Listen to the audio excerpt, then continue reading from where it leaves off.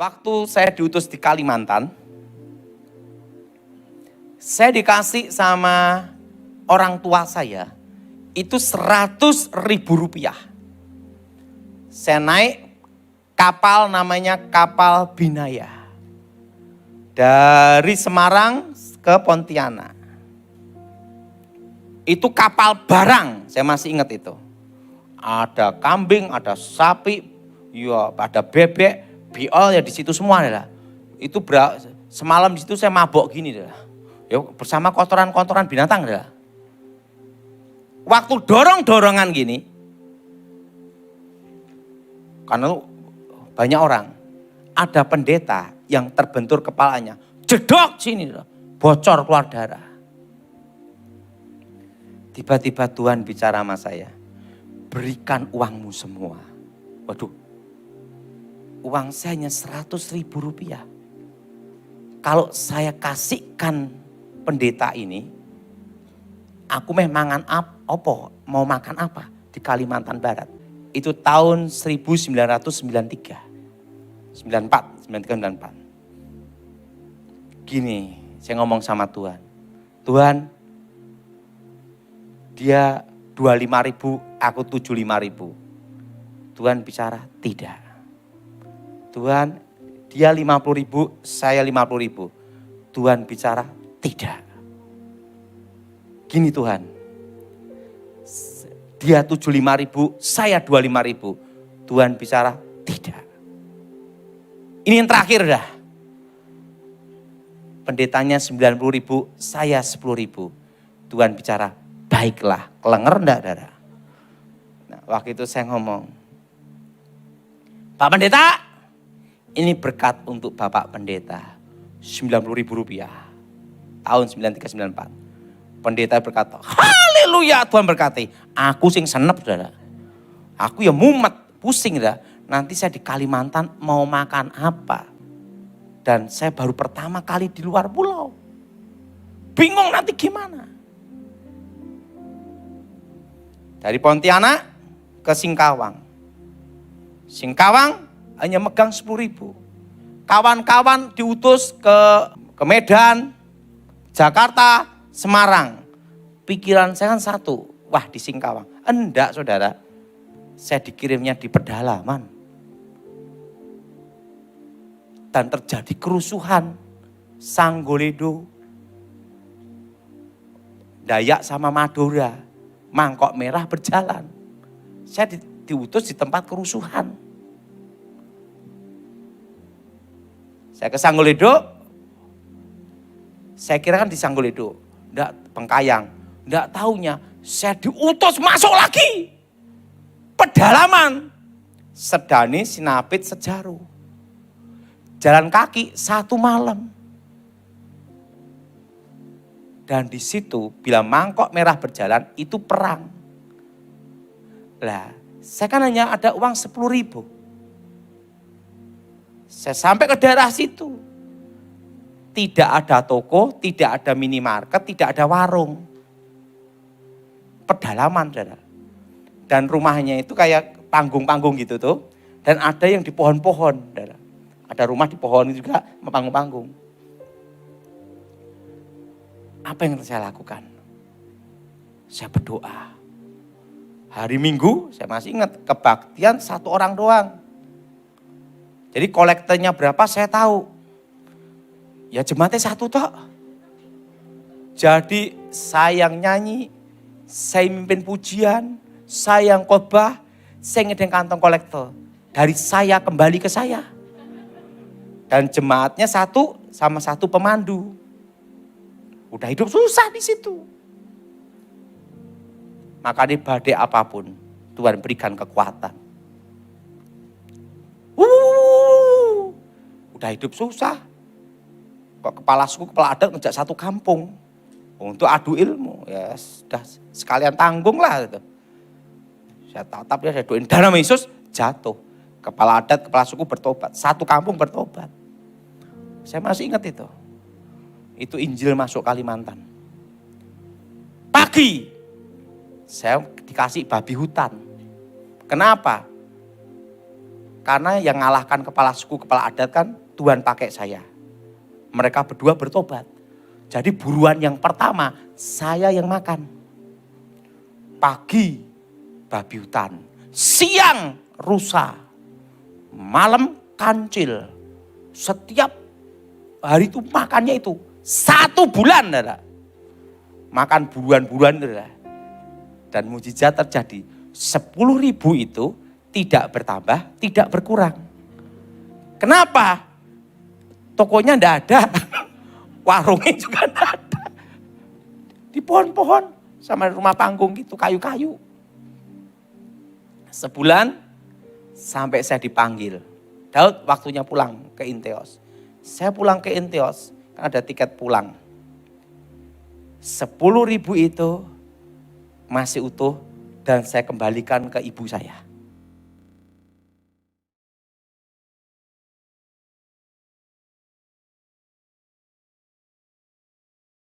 Suatu kali saya didapat perintah Tuhan dan perintahnya itu aneh.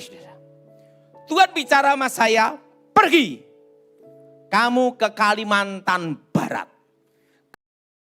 Karena disitulah aku akan melatih engkau berperang.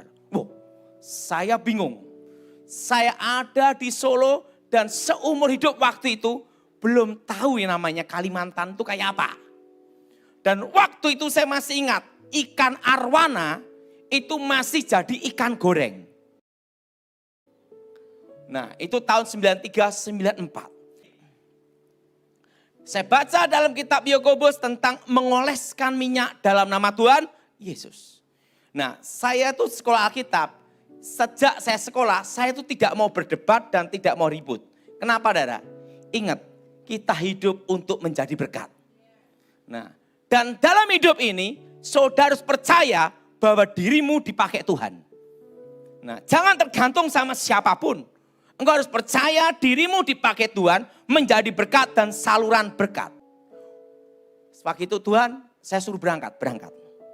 Waktu itu saya masih ingat, saya dikasih mama saya uang 100.000 rupiah. Setelah itu tiket pulang pergi. Naik kapal, namanya kapal Binaya. Saya masuk kapal barang.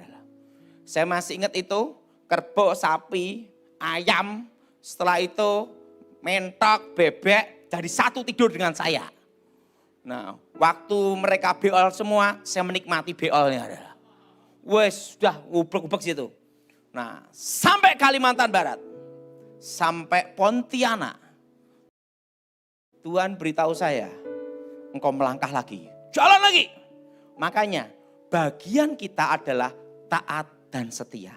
Bagian Tuhan adalah bertanggung jawab. Amin. Saya sampai Singkawang. Setelah Singkawang, wah waktu itu saudara, terjadi kerusuhan Sanggoledo.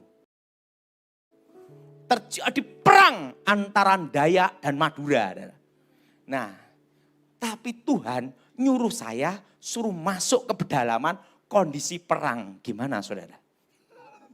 Nah ingat, tugas kita adalah taat setia. Tugas Tuhan adalah bertanggung jawab. Memelihara dan menjaga. Amin. Saya dari Bengkayang langsung masuk Sanggoledo. Terus masuk. Saya masih ingat saudara, itu sampai pedalaman. Dan pada waktu di kapal, nah ini ada cerita tentang uang 100.000. Tiba-tiba ada pendeta, karena kena benturan-benturan, bak, kepalanya bocor. Tiba-tiba Tuhan perintahkan saya, kasih uangmu semua sama dia. Bingung enggak saudara? 100.000 doang. Saya ngomong sama Tuhan, Tuhan pendeta ini 50.000, saya 50.000. Kamu baik hati kan? Tapi Tuhan ngomong, tidak. Aduh, gini aja Tuhan, 75.000 dia, saya 25.000. Tuhan berbicara, tidak. Sekarang terakhir Tuhan, saya 10.000 rupiah, dia 90.000. Dalam hati saya, nanti makan di sana makan apa? Kan gitu dah. Tetapi karena itu perintah Tuhan, saya lakukan. Walaupun tidak masuk akal. Ingat, bagian kita adalah taat dan setia. Bagian Tuhan adalah bertanggung jawab. Tuhan ngomong, baiklah. Uang 90.000 saya kasihkan pendetanya. Pak pendeta, ini berkat dari Tuhan untuk Bapak. Pendeta ngomong, haleluya. Saya halelupa. Kenapa? Mikir, nanti di sana makan apa? Kan itu dah. Nah, uang 10.000 saya pegang. Saya masuk pedalaman. Tapi ada tiket pulang pergi kapal udah ada. Nah, begitu saudara. Sampai di sana. Waduh. Makanya kalau Tuhan yang nyuruh kita, lakukan. Tiba-tiba saya diingatkan ayat.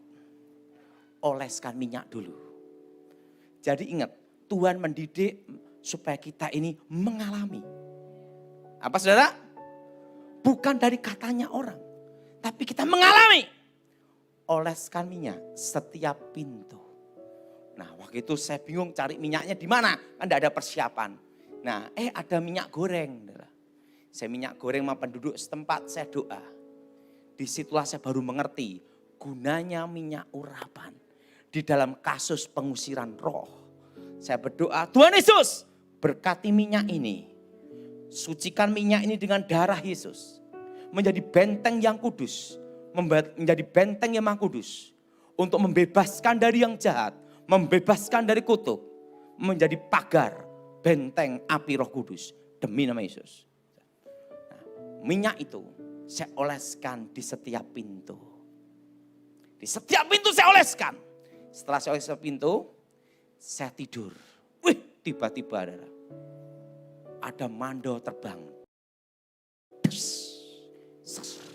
Tapi mandau itu tidak bisa masuk di dalam rumah. Saya lihat ada angin mandau. Saya bangun. Saya lihat di jendela. Mandaunya terbang gini, mengelilingi rumah itu. Baru saya mengerti. Berarti minyak urapan itu menjadi tanda, itu milik wilayah Tuhan.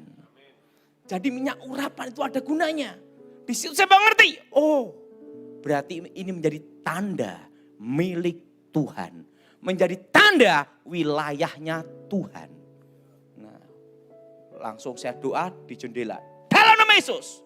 Mandonya jatuh. Begitu mandonya jatuh, nah, datang anak muda. Pak Daud, bagaimana ilmu daya? Saya ngomong, itu mainan saya sejak SD. Memang waktu SD mainan saya itu doang. Karena enggak ada kerjaan. Wah, disampaikan ke ketua adat, kepala suku.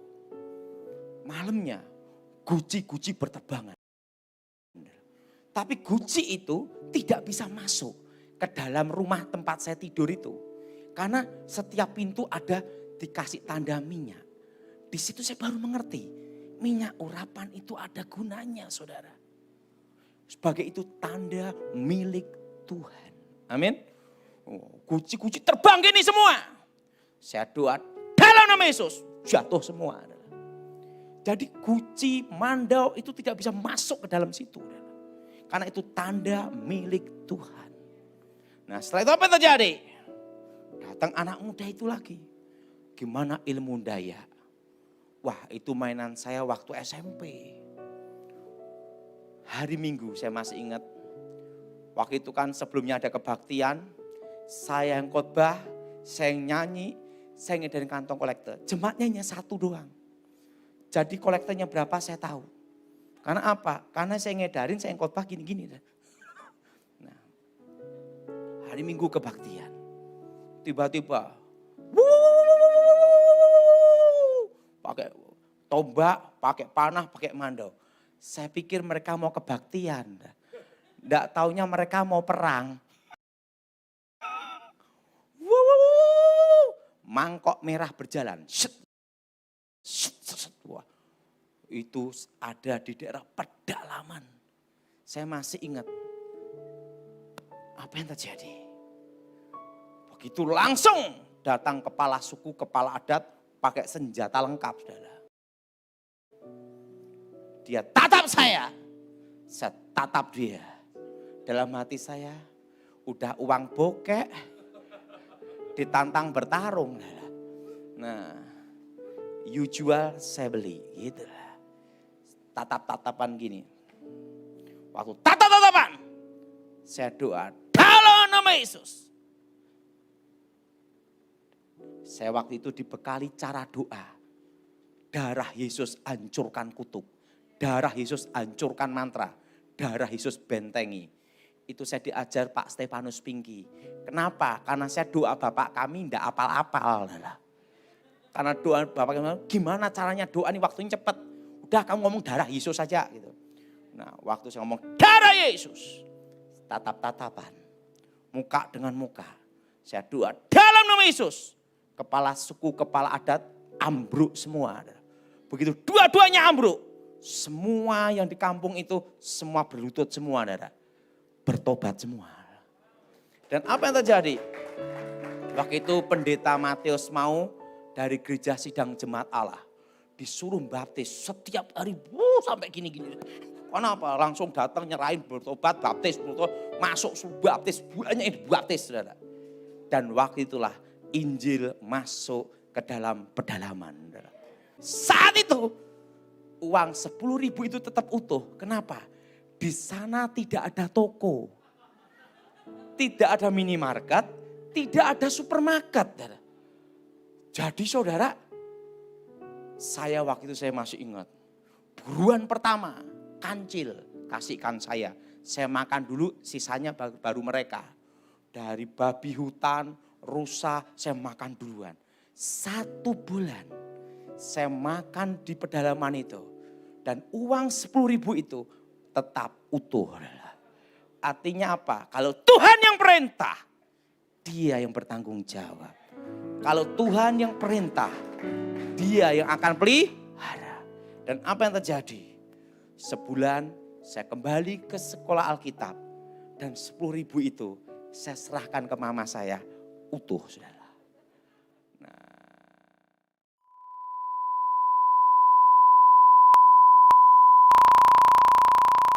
Waktu saya pelayanan ke daerah-daerah, saya masih ingat tuh, saudara. Satu kali Tuhan bicara sama saya, pergi ke Kalimantan. Di mana Tuhan? Itu waktu sekolah Alkitab tuh. Engkau akan kulatih berperang. Waduh. Di mana nih? Waduh. Waktu itu rektor panggil semua. Siapa, waktu sekolah Alkitab, siapa yang merasa dipanggil Tuhan melayani di Sumatera, angkat tangan. Lampung, angkat tangan. Jakarta, angkat tangan. Madura, angkat tangan. Kita berharap dapat sponsor, betul? Langsung rektor ngomong, kalian percaya Tuhan panggil kalian ke sana? Percaya. Ya udah, berangkat sendiri. Lah uangnya gimana? Kan Tuhan yang ngutus.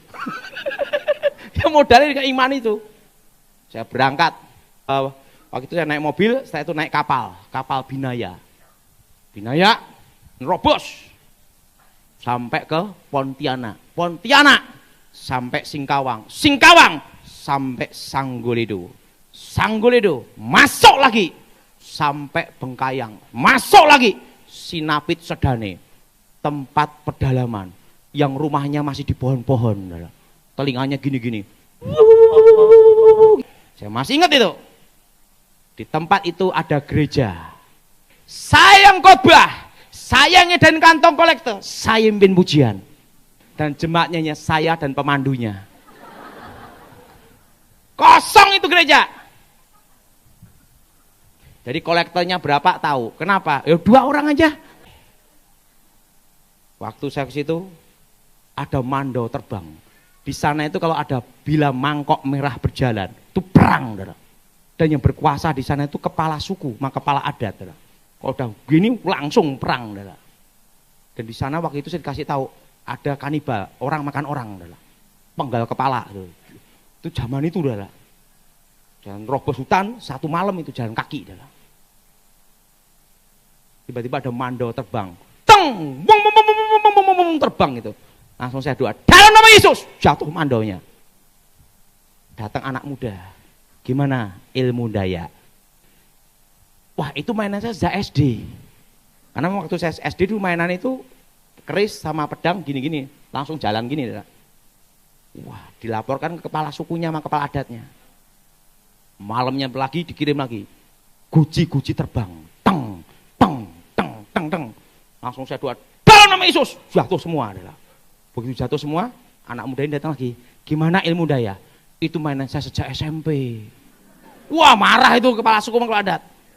Hari Minggu kebaktian, penuh saudara.